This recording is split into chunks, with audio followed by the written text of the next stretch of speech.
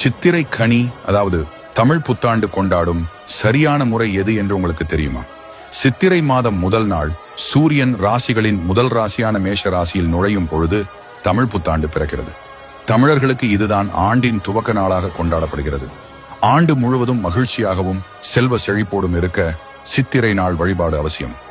சித்திரை முதல் நாளன்று அதிகாலையிலேயே எழுந்து பிரம்ம முகூர்த்தத்தில் நீராடி குளித்து முடித்து வீட்டின் மூத்த பெண்கள் இந்த வழிபாடு முறையை துவங்க வேண்டும். எனவே முந்தைய நாளே அதற்குரிய ஏற்பாடுகளை தயார் செய்ய வேண்டும். சித்திரை பூஜையில் முதலில் பூஜைக்கு உரிய கண்ணாடியை வையுங்கள். அதற்கு சந்தனம், குங்குமம் இட்டு கொஞ்சம் பூவை வையுங்கள். கண்ணாடியில் தெரியும்படியாக அதற்கு முன்பாக மற்ற பொருட்களை தாம்பூல தட்டில் தயார் செய்ய வேண்டும்.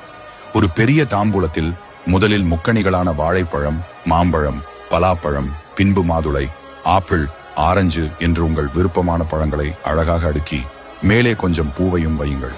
அடுத்த தாம்பூலத்தில் வெற்றிலை, பாக்கு, பூ, பழம், மஞ்சள் கிழங்கு, மஞ்சள் கயிறு, கண்ணாடி வளையல் போன்றவற்றை அடுக்கி வையுங்கள்.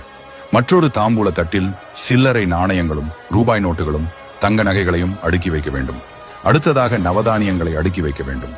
நவதானியங்களை வைக்க முடியாவிட்டால் அதில் ஏதாவது ஒரு தானியங்களை வையுங்கள்.